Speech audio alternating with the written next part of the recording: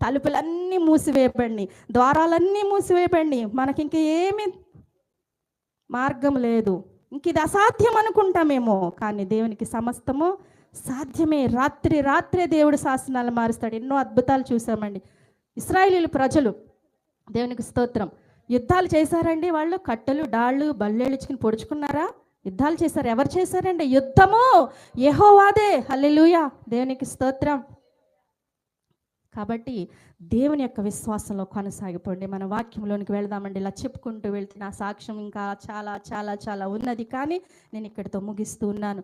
మరణకరమైన వ్యాధే కాదు, మరి అప్పుల బాధలే కాదు, ఏమొచ్చినా సరే దేవుడు కార్యము చేసే దేవుడై ఉన్నాడు. నువ్వు విశ్వసించాలి, నువ్వు ప్రార్థన చేయాలి. వాళ్ళ మీద వీళ్ళ మీద ఆధారపడటం కాదు. నువ్వు ప్రార్థన చేయముందు. ఎందుకు నీతో మాట్లాడాడు దేవుడు? హన్నా మొరపెట్టినప్పుడు దేవుడు మాట్లాడలేదా? హల్లెలూయా. నువ్వు